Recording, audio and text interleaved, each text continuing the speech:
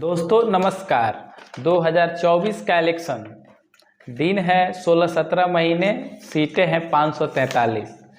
और जैसे जैसे 2024 का इलेक्शन का डेट नज़दीक आ रहा है, 16-17 महीने में नोटिफिकेशन हो जाएगा और नोटिफिकेशन होने के बाद फिर कोई स्कीम लागू नहीं हो सकता है, ना ही कुछ ऐसा कुछ हो सकता है। तो जैसे जैसे 2024 का इलेक्शन नज़दीक आ रहा है, भ्रष्टाचार का जिन प्रधानमंत्री की तरफ से और बीजेपी की तरफ से जो भ्रष्टाचार का जिन है वो फिर बाहर आ गया है। आज केरला में एक रैली को संबोधित करते हुए, एक जनसभा को संबोधित करते हुए प्रधानमंत्री मोदी जी ने क्या कहा है, आपको हम सुनवाते हैं इस वीडियो के थ्रू। नया पोलराइजेशन भी शुरू हो गया है।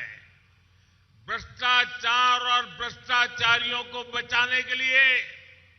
कुछ राजनीतिक दल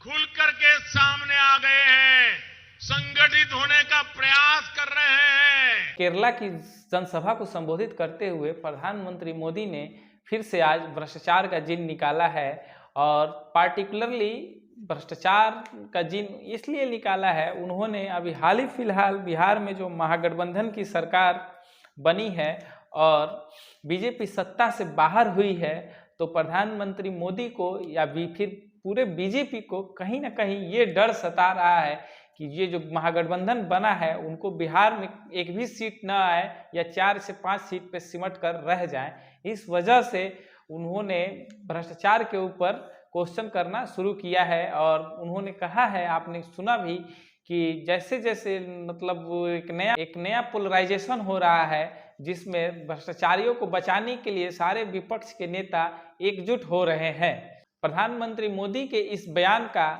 जेडीयू के नेता ललन सिंह और आरजेडी के नेता तेजस्वी यादव ने जवाब देते हुए क्या कहा है, सुनिए। 1000 से ऊपर बीजेपी के विधायक हैं, 300 से भी ज्यादा सांसद,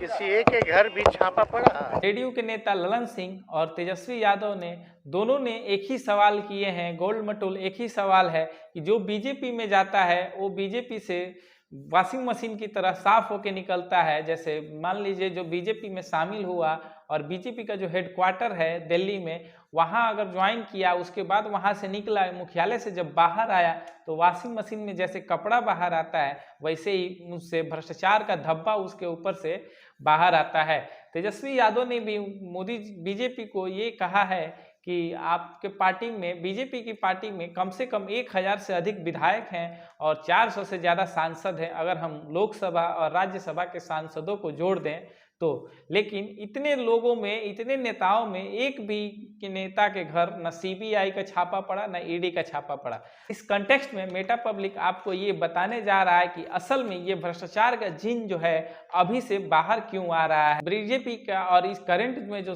अभी जो सरकार है, इसका सबसे बड़ा भ्रष्टाचार तो ये है कि आज इंडिया में लोगों में, गरीब लोगों में और लार्ज अमाउंट ऑफ लोगों में पैसे की कमी होते जा रही है। और एक आदमी है इस देश में, एक उद्योगपति है जो आज दुनिया का तीसरा सबसे बड़ा उद्योगपति बन बैठा है, लेकिन गरीब लोगों के पास पैसे नहीं हैं और लोगों के बीच में जो इनकम इनइक्वालिटी होती है वो इनकम इनइक्वालिटी बढ़ते जा रही है। और एक तरफ कुछ लोग जो हैं, जो उद्योगपति घराना है, वो लोग अमीर होते जा रहे हैं। और बीजेपी के कुछ नेता, जैसे जो नेता बीजेपी में गए हैं दूसरे पार्टियों से, वो पहले उनके ऊपर भ्रष्टाचारी थे, उनके ऊपर भ्रष्टाचार के मुकदमे थे। उनमें से हम आपको कुछ नेताओं के नाम बताना चाहते हैं। अभी बीजेपी के वेस्ट बंगाल से मुकुल राय, जो शारदा चिट फंड में शामिल थे, वो जब बीजेपी में गए तो वो धूल के बाहर निकल गए हैं। दूसरा, कर्नाटक में येदुरप्पा को कौन नहीं जानता है, वो कितने बड़े भ्रष्टाचारी हैं और वो आज बीजेपी में ही हैं। और हेमंत बिश्व शर्मा जो कि असम के नेता हैं, चीफ मिनिस्टर अभी हैं बीजेपी की तरफ से। एक जमाने में वो कांग्रेस के नेता हुआ करते थे, उन समय उनके ऊपर बीजेपी के नेताओं के द्वारा ही ये एलिगेशन लगाया जाता था कि वो बहुत बड़े असम के भ्रष्टाचारी हैं। और व्यापक घोटाला जो मध्य प्रदेश में हुआ था उसको कौन नहीं जानता। प्रधानमंत्री मोदी ने सही कहा कि भ्रष्टाचार जो है देश के विकास में एक बहुत बड़ी बाधा है, लेकिन भ्रष्टाचारी तो उनकी पार्टी में भी शामिल हैं, अपोजिशन में तो है ही, जिनके ऊपर सीबीआई ईडी का छापे चलते हैं, सीबीआई ईडी के छापे चलते हैं और उन छापों से बहुत सारे अपोजिशन को तोड़ा जाता है, अपोजिशन के नेताओं को तोड़ा जाता है और विधायकों की खरीद फरोख्त होती है। हाल ही में दिल्ली के सीएम अरविंद केजरीवाल ने अपनी पार्टी तोड़ने को लेकर बीजेपी पर एलिगेशन लगाया था कि उनके विधायकों को तोड़ने की कोशिश की जा रही थी। ये पैसे कहाँ से आते हैं? बीजेपी कहाँ से पार्टियों के विधायकों को तोड़ती है और उन्हें पैसे देती है? अब महाराष्ट्र में अभी आप ही ने देखा कि 35 से 36 विधायक शिवसेना के थे, वो एक रिसोर्ट में गुवाहाटी में चले गए थे और वहाँ रिसोर्ट में उन्होंने क्या डांस किया था, ये आप सभी उस डांस से वाकिफ़ हैं। और उनको कौन पैसे दिए थे, उस रिसोर्ट में क्या हुआ था, ये सभी लोग जानते हैं। तो ये 2024 का इलेक्शन मेन वजह है जो भ्रष्टाचार को मुद्दा बीजेपी बनाना चाहती है, क्योंकि बिहार में जो गठबंधन हुआ है तो बिहार में बीजेपी को 30-35 सीटें नुकसान होने की उम्मीदें जताई जा रही हैं कि बीजेपी को 30 से 35 सीट की टोटल नुकसान होगी और इतने नुकसान की वजह से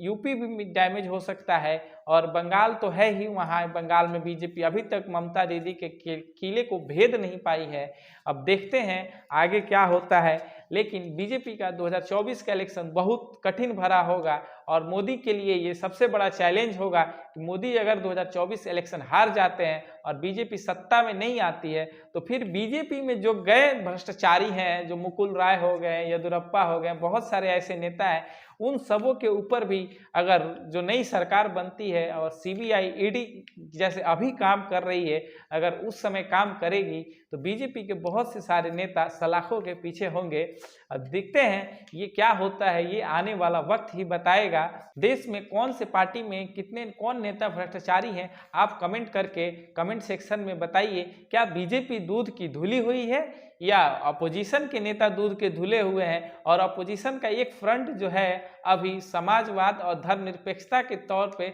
आगे बढ़ रहा है, समाजवाद और धर्मनिरपेक्षता को अपना बेस बनाकर आगे बढ़ने की कोशिश की जा रही है जो महागठबंधन की सरकार बनी है, और ये बीजेपी को कहीं ना कहीं नुकसान तो करने वाला है। इस वजह से बीजेपी घबराई हुई है और प्रधानमंत्री जैसे पोस्ट पे बैठे हुए बीजेपी के नेता का ये बयान आता है कि